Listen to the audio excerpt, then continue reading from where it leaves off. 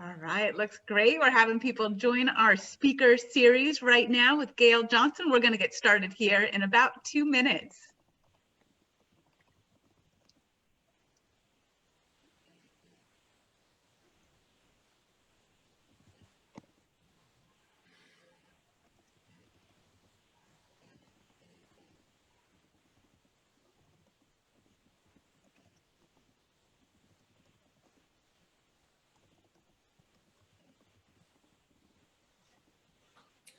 Oh.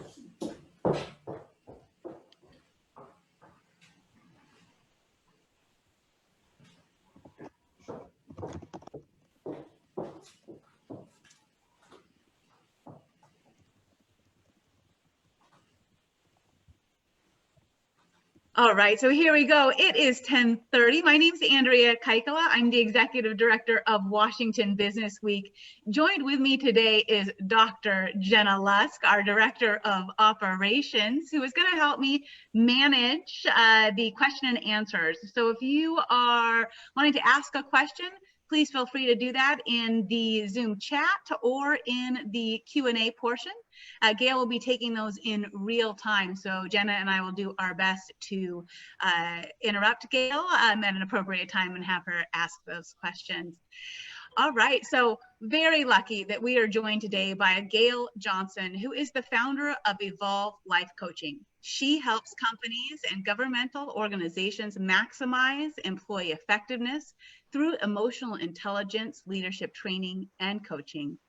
Gayle is a Seattle native. She graduated from Roosevelt High School, attended the legendary Spelman College in Atlanta, Georgia, and then transferred to the University of Washington, where she earned a bachelor's degree in political science. Thank you, Gayle, for joining us. We're so excited to be learning about emotional intelligence. The floor is yours. Thank you, Andrea. I really appreciate being here today. This is really exciting. I love teaching emotional intelligence, and thank you all for being here.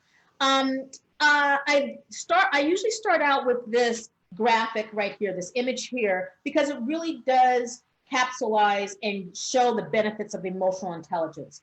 Now, as we were talking, we're focusing on emotional intelligence in leadership, but we can also apply this to your daily life, and we can also apply this to your schools and your teachers. So just keep your mind open as we go through this, how to apply what you're learning, okay?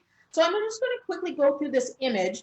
And emotional intelligence helps to increase leadership ability.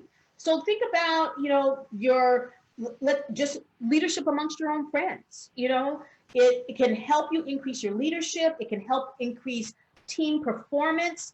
I'm sure you all are working in teams all the time. When you are emotionally intelligent, you know how to interact with each other. You know how to build those relationships. It helps to increase team performance. It helps to improve decision making. Why? Because you know how you are operating. You know what your values are, and we're going to come up with our values today. So you know what your values are, and those values help you to be confident. Those values help you to be clear about what's important to you. So it helps to improve decision making. It decreases occupational stress. So when you think about occupational stress in your context, it may be just stresses that you may have within your school or even in your job if you're in a work environment. It also reduces staff turnover. So I would translate that into reducing reducing turnover in your friendships because you know how to show up for each other. And then it helps you your personal well-being. And it helps your personal well-being because when you know how to identify your stress and when you know how to identify your emotions and your feelings, it helps you to lower your stress. Okay, so let's get started here. This is a safe space. All right, I'm setting that intention now. You're going to hear me talk about intention throughout this. You're going to hear me talk about energy because I am an energy healer. I'm a Reiki master. I help people move energy through them. So I don't know how to have conversations where I don't integrate my energy. So I want to just keep in mind, you're going to hear some energy language because that's what I do. So we're in a safe space. And in this safe space, I want us to be present, Please don't have your cell phones on right now. They're really not that important at this point in time. You only have 1 hour. Put them to the side. Speak your truth and be authentic. Please feel that you can speak your truth in this. No cell phones, like I said. Listen to hear and understand what people are saying, not just respond to them. Really listen and to hear them. There are no dumb questions. Please answer as many questions, ask as many questions as you want, and just be open and curious throughout this process, okay? This is all of us. There's diversity, that can be ethnicity, but there's also diversity in thinking while we're here today. This is an inclusive space, accepting space, and a welcoming space, and it's for everyone. And before we get started, before I jump into emotional intelligence and defining it, I want to hear from you all just for a few minutes. And this is part of our emotional intelligence, understanding what our emotions and our feelings are. I want us to have just a quick little discussion about how are people feeling from this past weekend with all of the challenges that we were going through this weekend, the protests, the killing of an African American male, all of those things that were going on over this last week. Where are people's emotions and what are you feeling at this time? And let's take just a few minutes to have that discussion. So anybody, just be authentic.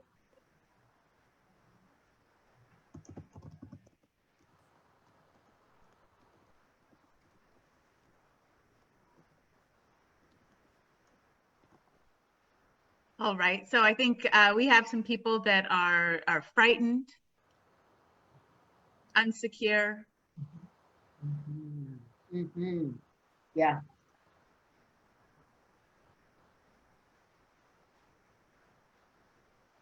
We have someone feels nervous, bleh, and drained. Yes, I hear you. It's sort of depressing. Yeah, exactly.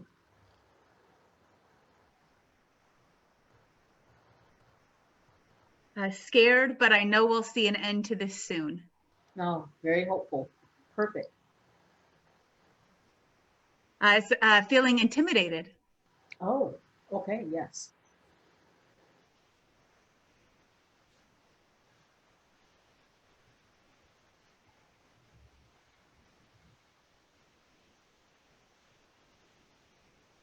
Anybody else? This is an interesting and challenging time. And all of those are, go ahead. Someone else popped in here. Oh, feeling outraged. Yes, right. Right. Go ahead. And scared. Yeah. Yeah, there's a lot of uneasiness. And we are in a space, I can't deny it. We are in a space of uneasiness. And so all of those emotions are relevant. They are true to you, and they're true to a lot of people. That's what a lot of people are feeling right now. And that's okay. We have a tendency to think that feelings are not okay, emotions are not okay. We've been taught to, some people society will teach you to suppress your feelings, but your feelings actually are telling you something. Your feelings are giving you a message that something isn't right, right? So it's something that's not right within yourself, and something that's not right, or you have the feeling and something that's not right externally. So as we go through this, think about your feelings and think how you can move through those feelings. And I will show you some tools and techniques to do that, okay? So emotional intelligence, you just did your first self-awareness project. Self-awareness is the first domain of emotional intelligence. And that was the first one. That was the first assignment, and you did a great job. So thank you so much for everyone who spoke up. I'm going to, and just bear with us as we get this video going. I found this video. It's a TEDx talk by a young woman, probably closer to your age. And I thought that she would, it would be great for you to hear her, how she talks about emotional intelligence and how that matters in schools. So we're going to try to make this happen. Okay. So let me stop. Oh, maybe I guess I could have. Let me go back here. Let's see if this works. There. Can you see this? Yes, we can. Yeah. Okay. So we're It's a gonna. simple passive income business that allows you to be.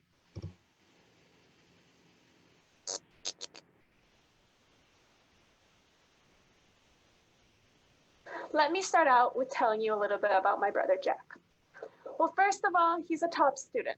Second of all, he's a top math student and is currently studying in the major of applied mathematics in college. He's super intelligent in any subject, and he's that type of person that can look at a math equation and say, oh, the answer is 2.54 to the x power, whereas it would take me half an hour just to solve this one problem. Where my brother is lacking, though, is in his social skills. Although his motives are pure, he has a tendency to say the wrong things and at the wrong time. Or he would go to a girl in school and say, hey, you come here often?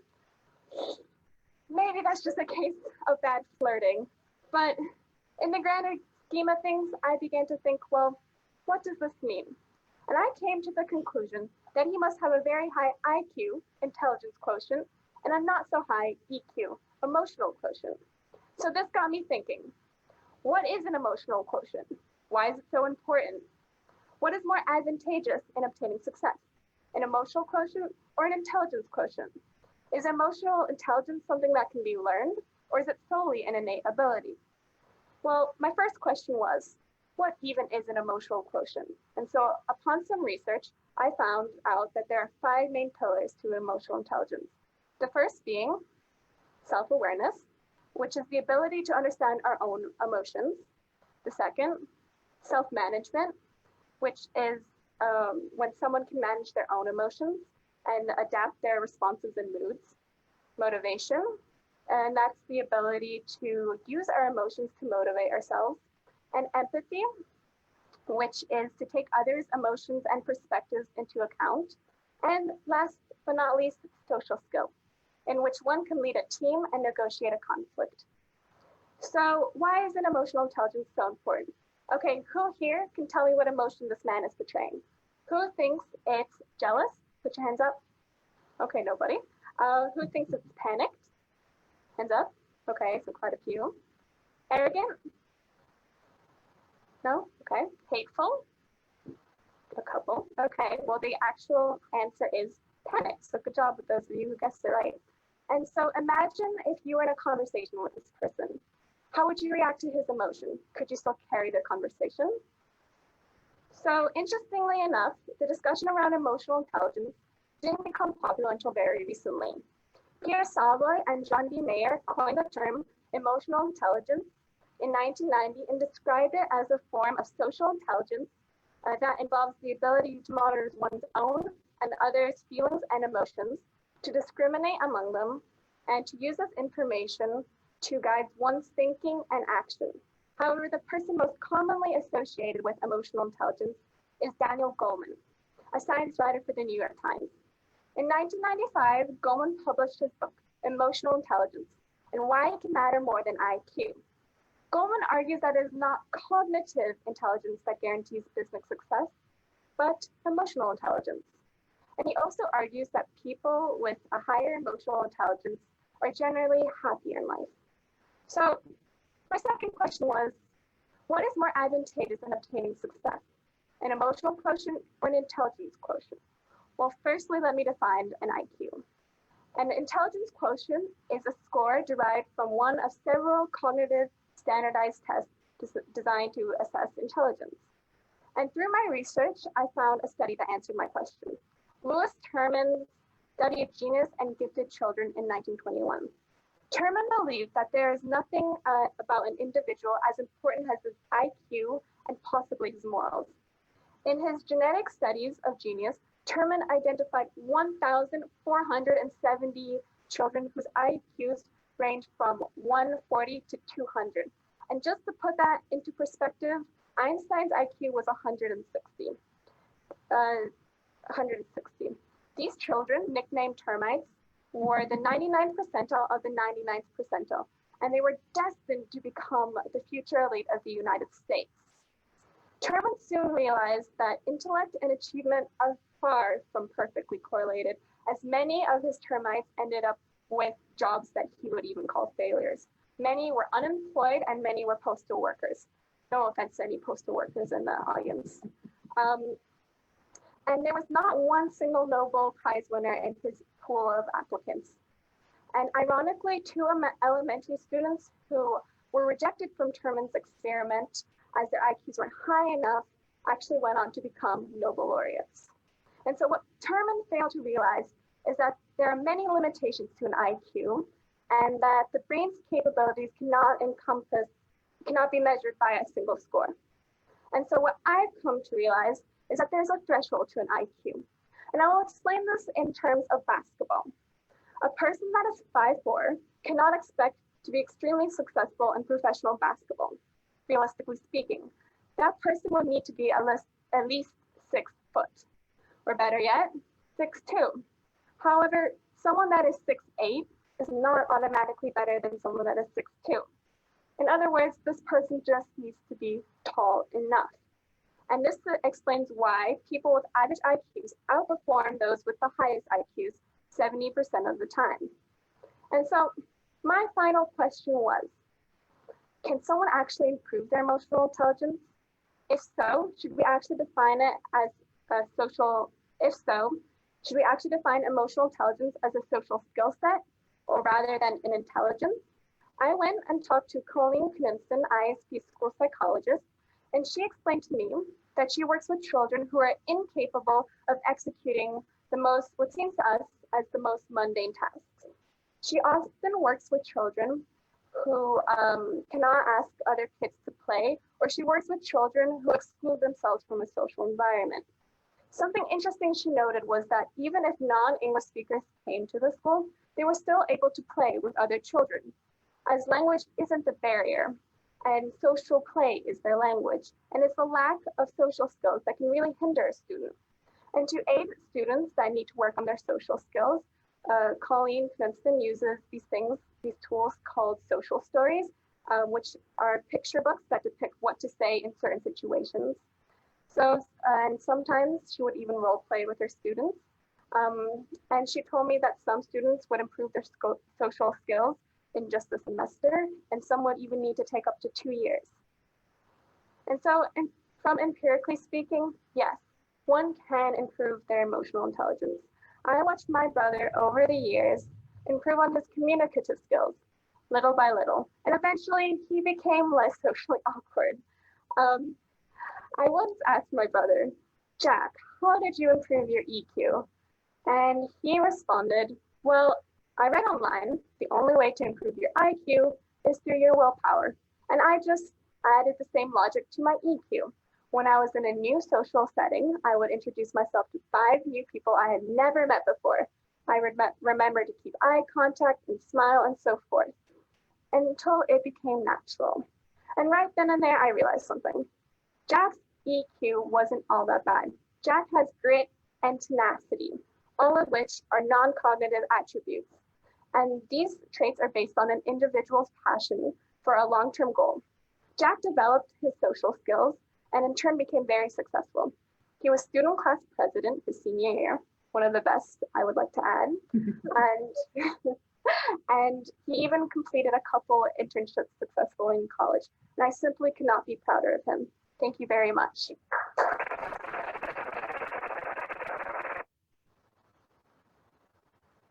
So, a little bit of introduction to emotional intelligence. And what I would like to do, just for a minute, can we see this, Andrea? Okay, what I'd like to do is open it up. What did you hear her say? What did you hear her say social emotional intelligence was? What did you, if you were listening, yay, what did you hear her say it was? How did it show up?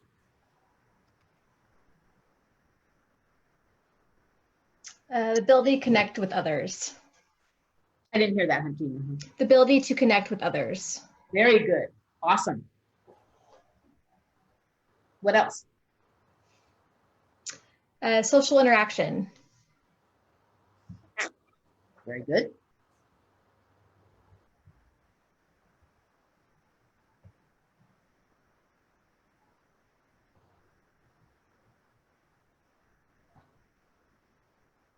I'm going to stop this again. Sorry, sometimes my it gets stuck. So we're going to do this. Thank you. Okay. Okay. Sorry, everybody.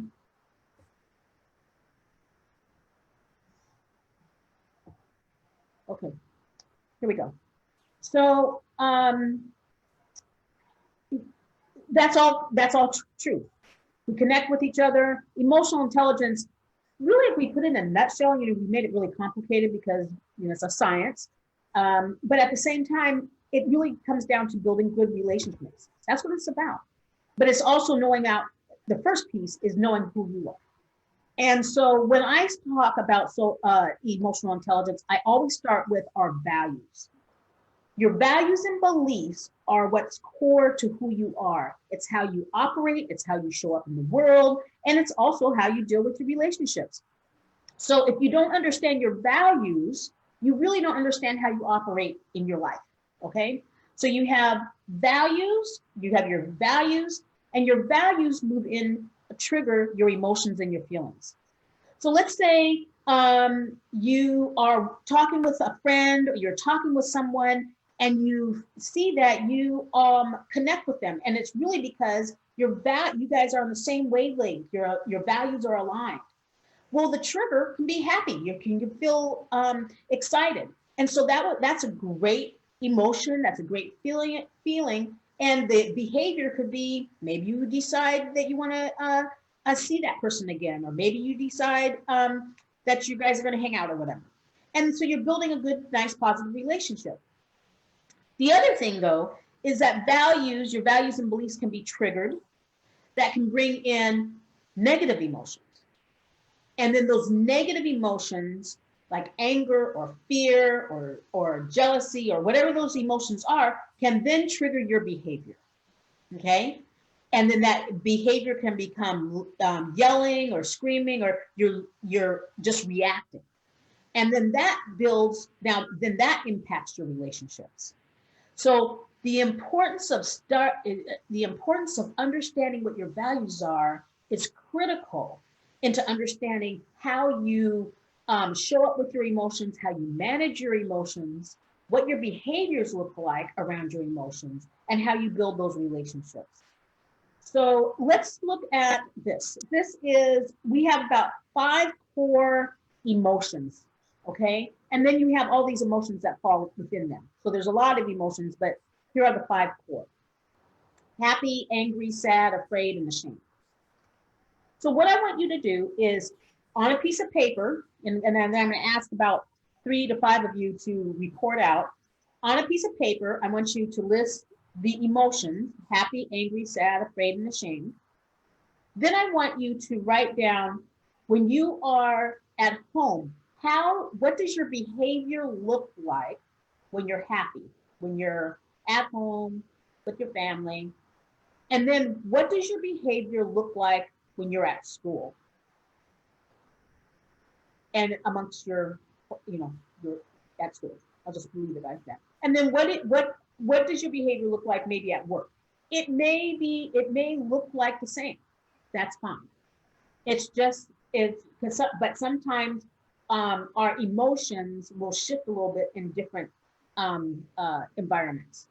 So I'm going to give you 3 to 5 minutes to write down each emotion. The instructions are emotion. What does your behavior look like at home with that emotion? What does your behavior look like at school with that emotion? And then if you're working, what does that your behavior look like when you're at your job? And I'm giving you about 5 minutes to do that, okay? Yay, let's make it happen.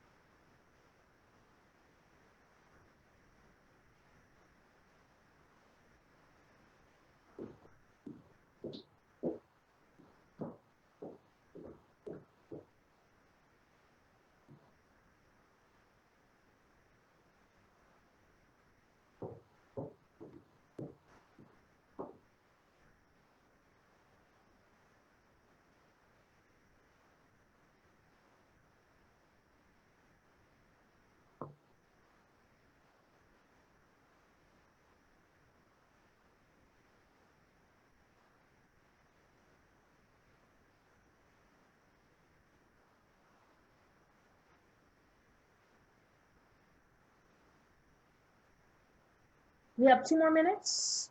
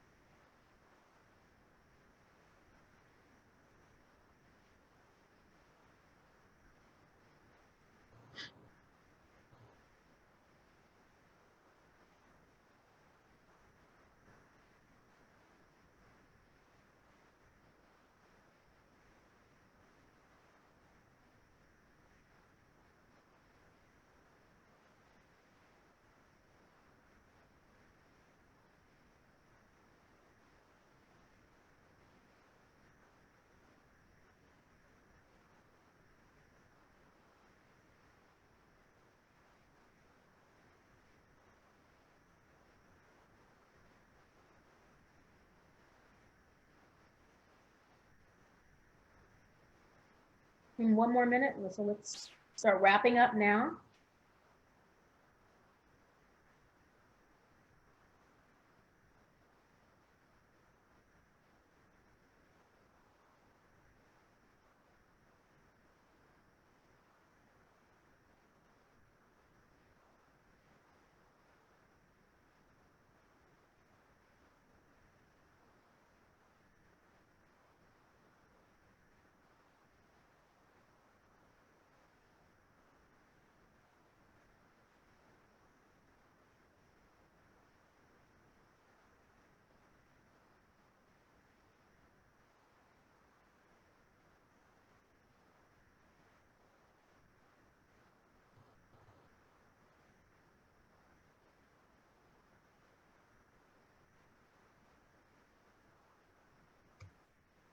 Okay.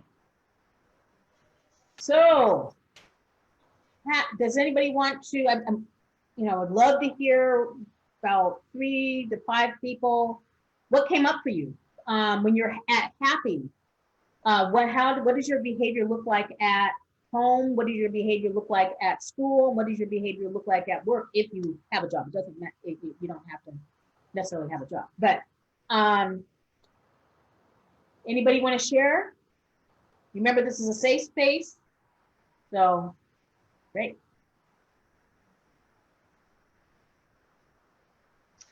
We have one pop up for you, Gayle. My location doesn't move me through these emotions. However, interactions with others will sometimes move me through these emotions and how they'll feel. I reside in a happy place usually. Awesome. Then we have at home, school. This person's usually smiling and happy. Good.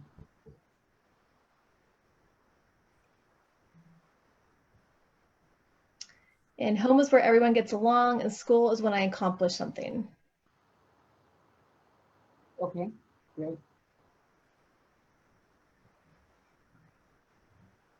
Let's see. I also did the exercise. So just for me, for happy is feeling free and energized, excited and enthusiastic with lots of energy. Yay, awesome. So let's see, how about, you got a 6th one? All right, thinking about really home and school reactions are that different. I'm pretty open with my students about how I'm feeling. And then at home, all is welcome. At work, I'm more reserved. Got it, got it. That's great. So was this how about giving a thumbs up? Was this a good exercise for you?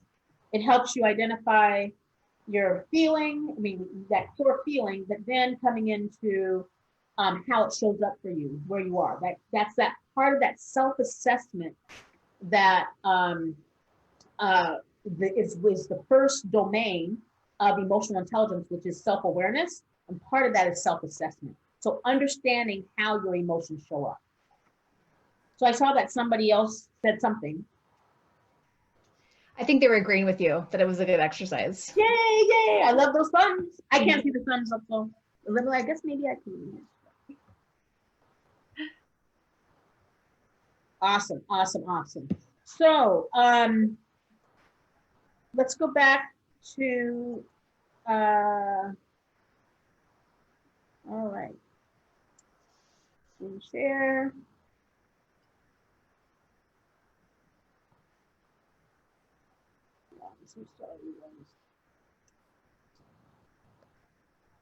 Sometimes.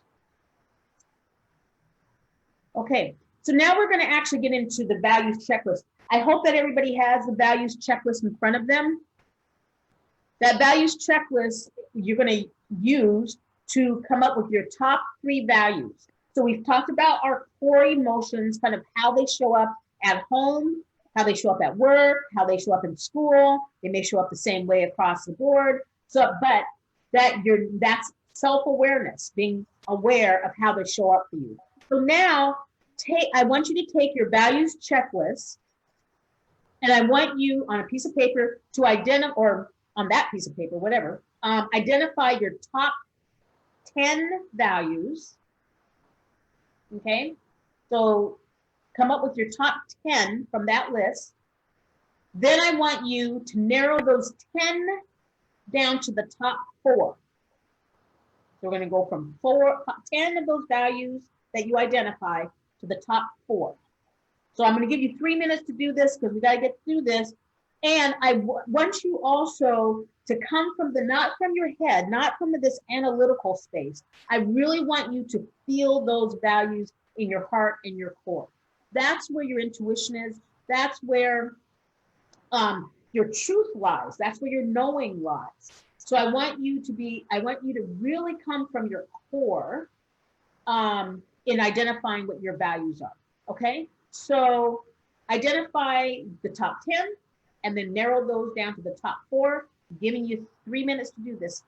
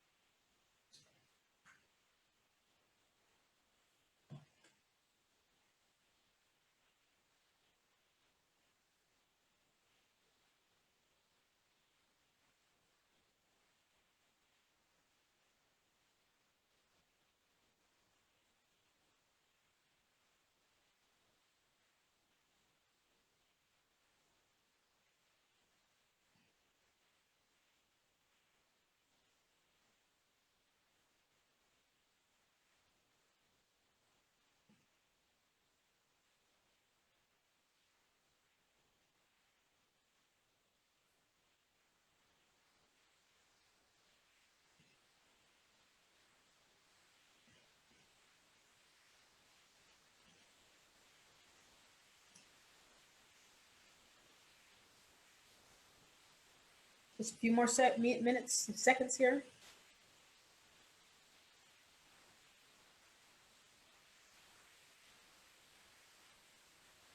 I'm a stickler for time.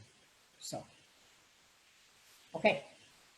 So you narrowed it down to your top 4. Now from your top 4, remove one of those values. So what you're going to have is that you should only have 3 values left. Okay? So remove one of those values.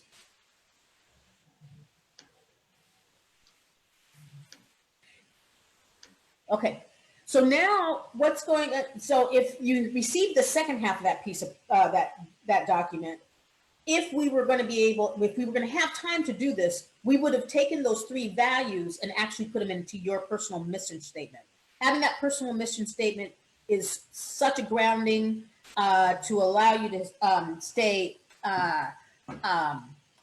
help you with your decision making, step into your confidence. So hopefully, maybe I'll come back at some time and we could do that. But anyway, so now you should have 3 values left. So what I would like to do is just quickly, maybe a couple of you, list your top 3 values, share your top 3 values, and then why are they important to you? So how about a couple people share with us? And I do believe we can allow people to chat here if you want to raise your hand or do it in the chat room. I'll look for raised hands or in the chat.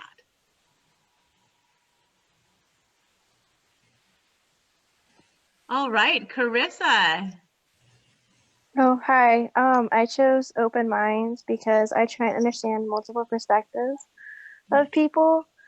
I like to serve others, helping people. And when I have a passion for something, I try and use that passion for good. Awesome. Thank you. Thank you so much for sharing. That's wonderful.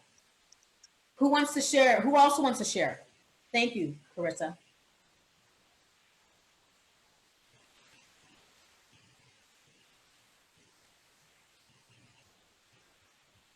All right, we have one in the chat. We have religion, personal growth, and they want to keep improving as a human being, and so integrity. Perfect.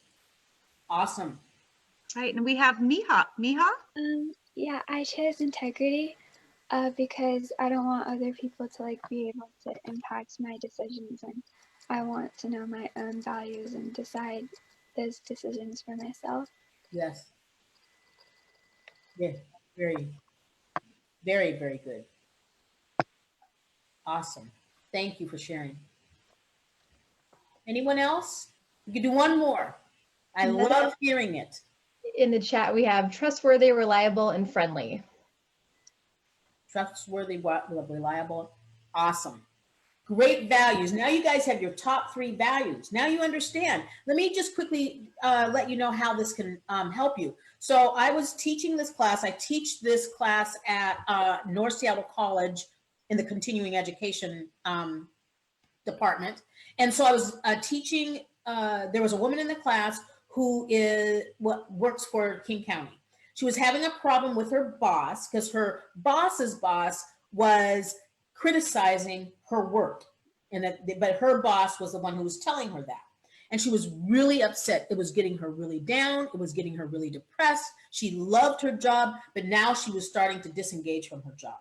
When she was in the class, she realized integrity was a very important value for her.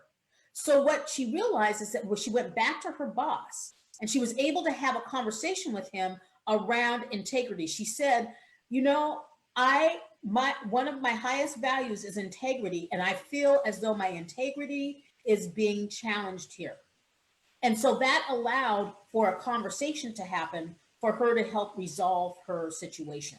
So by knowing your value, it can also help you manage your emotion so that you can have a rational conversation with somebody. And it can also reduce your stress because you're stepping into your confidence because I hold high integrity and this is not what's being done to me is not right. Okay, so thank you guys. Now you have your values, and so we're going to use these values quickly through the rest of this presentation. You'll be able to apply your values to what you're going to be learning.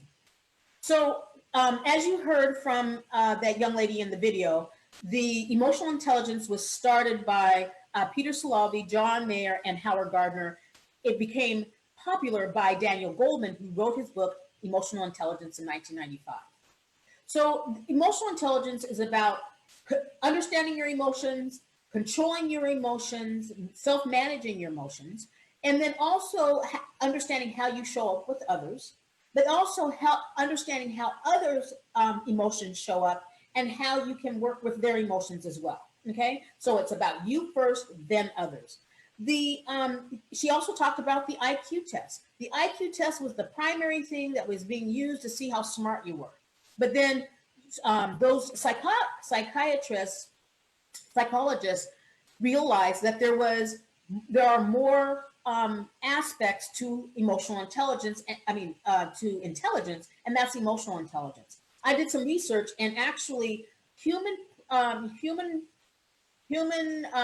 resource professionals, 60% said they would hire someone with a higher emotional intelligence than a higher IQ. And the reason why is because those individuals, especially in this day and time, those individuals know how to build relationships. They know themselves, they know how to manage those emotions, they know how they show up with others, and they know how to build trusting relationships and environments for people to thrive. Okay?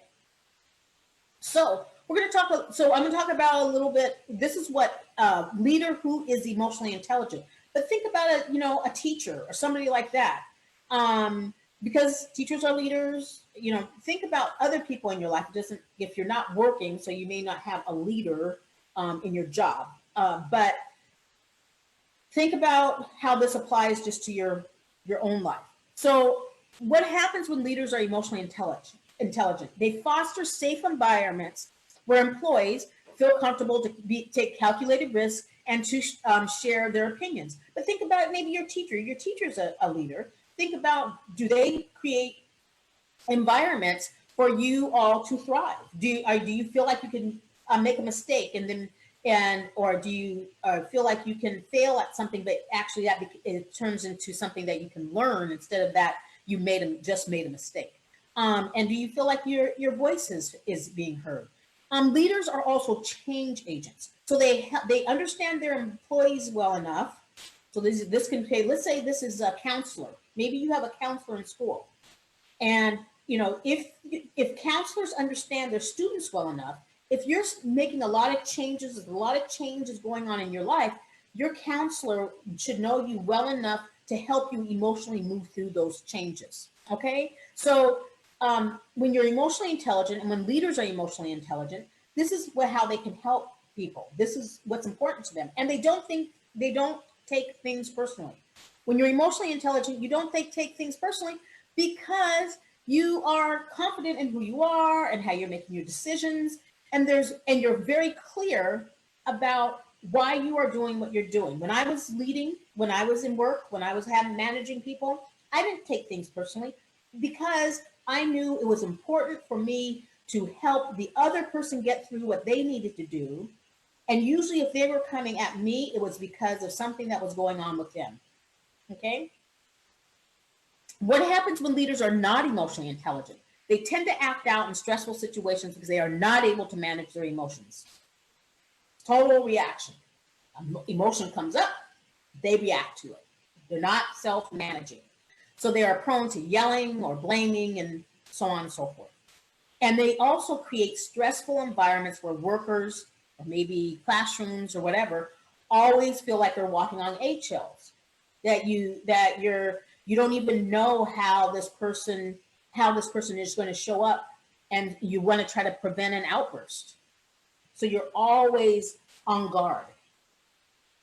So there's 5 domains of emotional intelligence, which the young lady spoke about. There's self-awareness, self-management. It says energizers, but it's self-motivation, social awareness, and relationship management. Self-awareness is about understanding self, your connection to self, knowing how, and I would say if we were going to prioritize that list right there, self-assessment would be number one. You have to know how to assess yourself so that you understand to become self-aware, okay? And understand what's going on with your emotions, how are they showing up.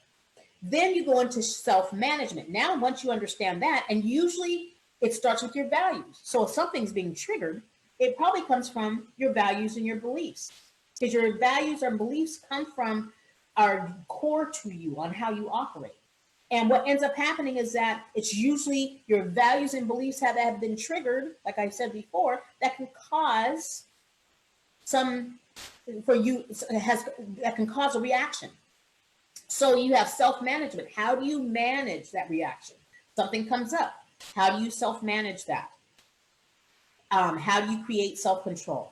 Then you go into self-motivation. So let's say you worked really hard this semester. You get horrible grades.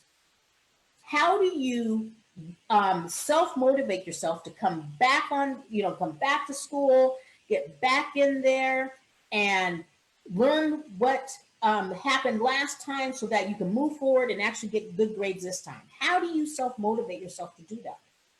So that's self-motivation. That comes from self-assessment. And then you have social awareness. The most important thing really with social awareness is empathy. How do you connect with others? Do you feel what they're feeling?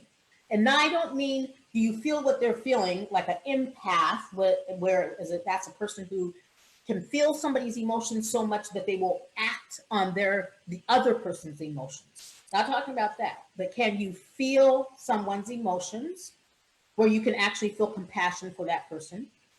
Or can you anticipate their needs? If you know them well, I've over the years, we all have our gifts. My gift has been I've been gifted with being able to observe people and situations and quickly understand what the need is. So I can go into an organization, they can tell me what's going on, and quickly I know exactly what the need is, okay? So it's important to be able to connect with people through empathy. And then what you do is we take all four of those, work all of that together to manage relationships. Sounds like a lot. So you have to know yourself, you know how to manage yourself, you have to know how to self-motivate, you learn out, figuring out how, having that empathy so that you can connect with others, and then that's how you manage your relationships. Those relationships in teamwork and collaboration. How do you have those conflict conversations? Not easy. So self-awareness strategies. Quit treating your feelings as good or bad. Don't judge your feelings. Feelings are feelings. They are messengers to tell you what is going on in your system. Take the time to identify what that feeling is, sit with that feeling, and then allow that feeling to move through you. Don't react to it. Don't put a good or bad on it, because now when you start judging it, that's how you get into depression and anxiety and all those other areas. Observe the ripple effect of emotions. Here I go again with energy.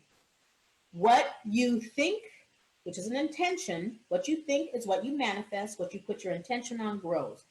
When you have emotions, let's say you're in a funky mood. Let's say you're in a bad mood. You wake up in a bad mood, you walk through the house in a bad mood, you get to the school and you're in a bad mood. All that is energy. And what you're doing with that energy is you're projecting it out onto others. Then that energy comes back to you. So now you're in this space of saying, everybody else is being mean to me and so on and so forth. Well, actually, that's when you have to check yourself. When you are getting people when you are getting what you feel is being mean to you, if you're getting people who don't seem nice or whatever it is, or if you're getting people who are happy, which is great, you're getting all these happy people around you, that's a great thing. Check yourself. Is that coming from you? Because that energy that you put out is what you get back. Let's move. Lean into your discomfort. Emotions are not easy. Emotions are not necessarily comfortable, but lean into them. Understand them.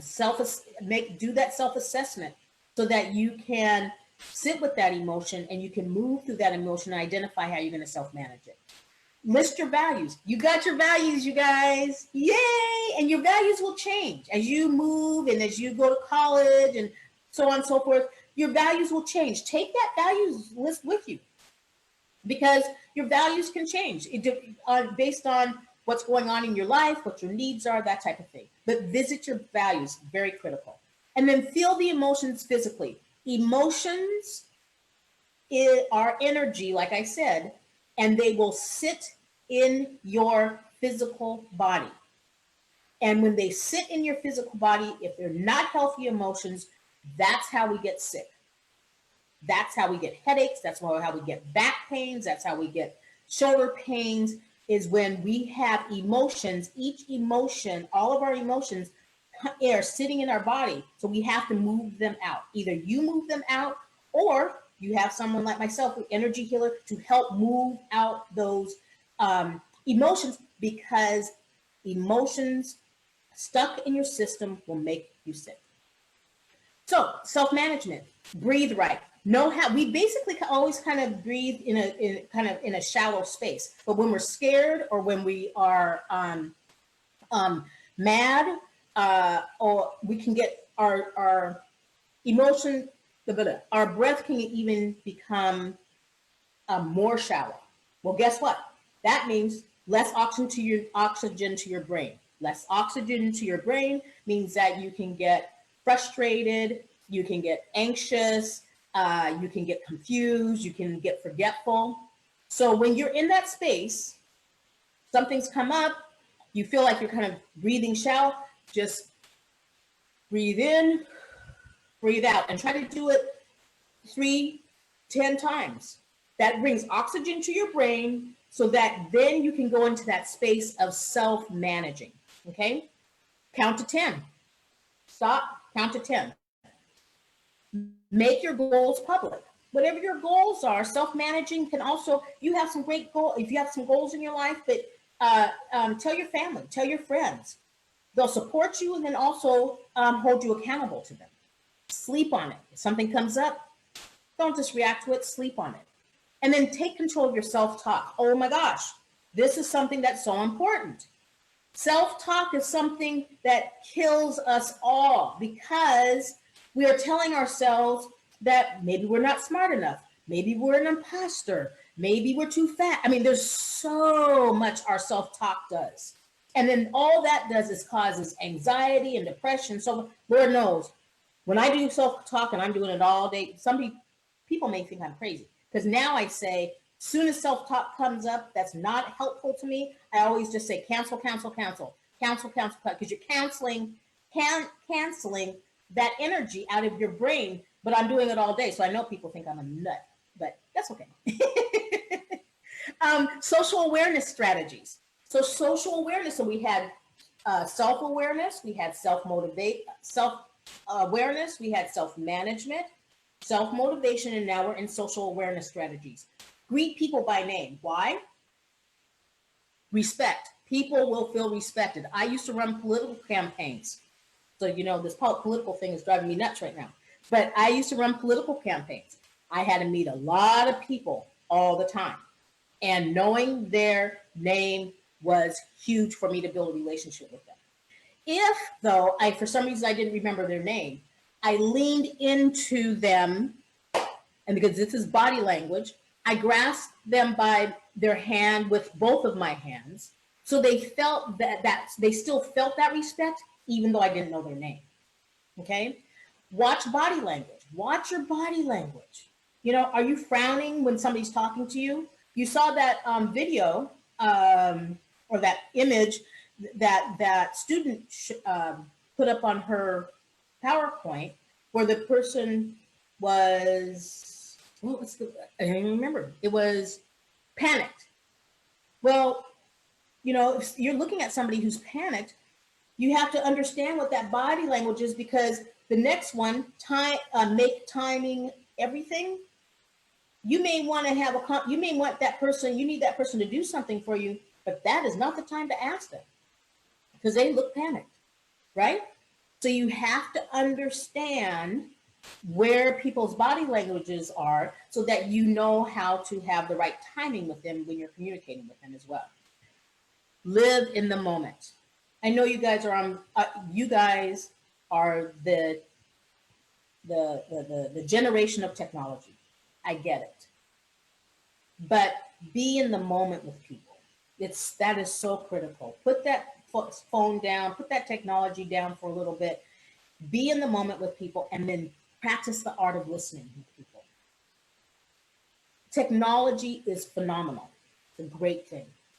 But at the same time, we are still human beings and we still need to connect. And so making sure that you stay in the moment with someone and really listen to what they're saying, okay? Handling relationships.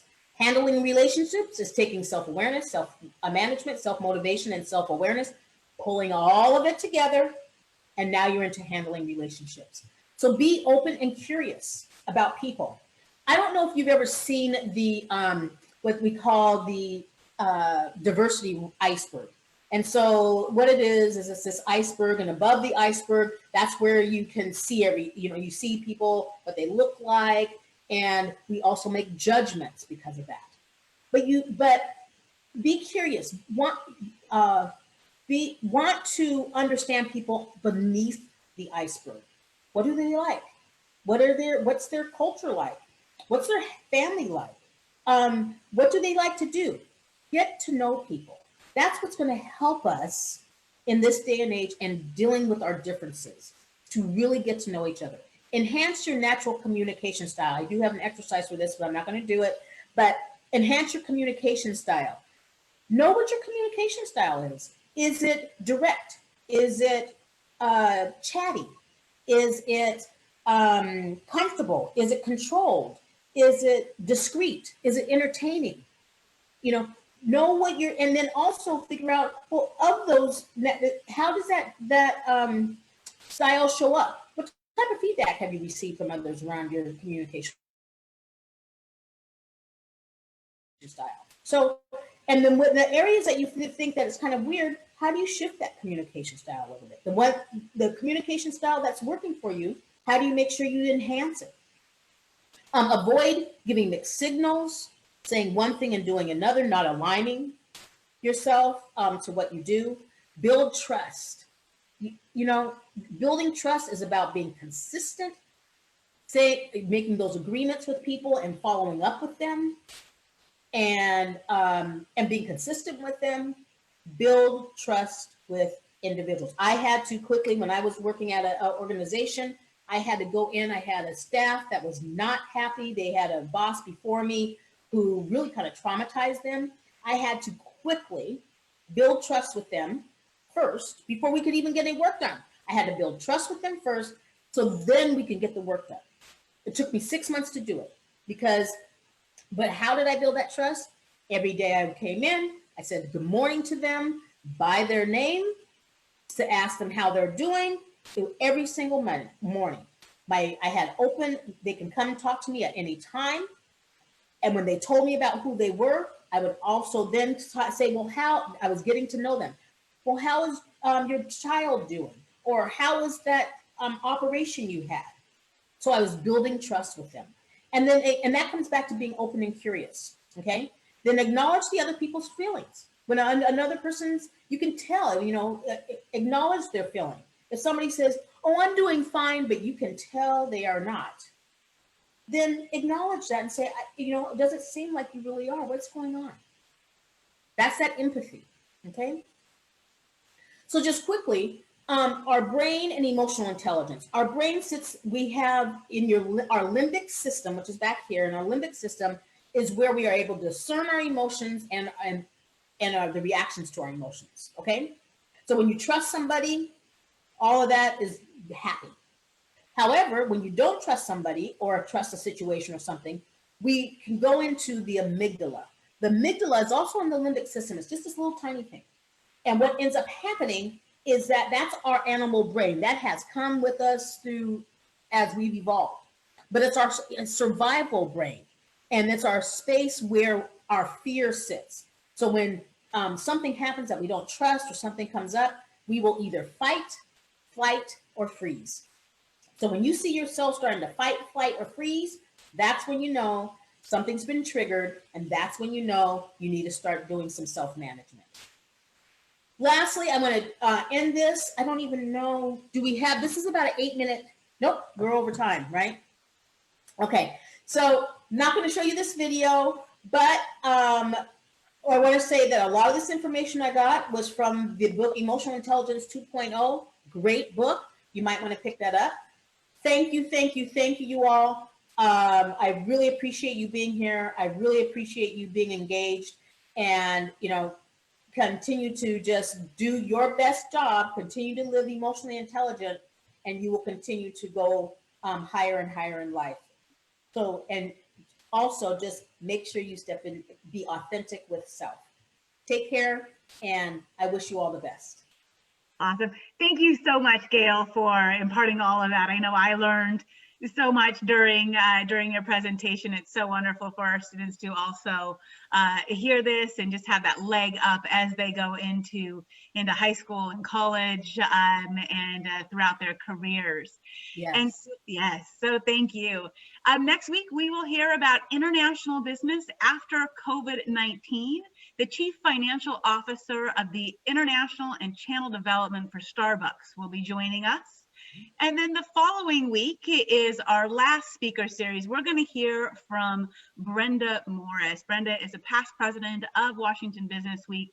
She's a strategic executive board advisor at Duluth Trading Company, Boot Barn, Exponential Fitness, and a C-suite financial partner. So she's going to talk to us about leadership and about community leadership. Don't forget to register for Washington Business Week's virtual camps coming up on June 22nd through 25th, July 13th through 16th, August 3rd through 6th. Remember that all Kent and Renton students do get to come to camp for free, because the district does believe in the program, and they want to provide that opportunity for you.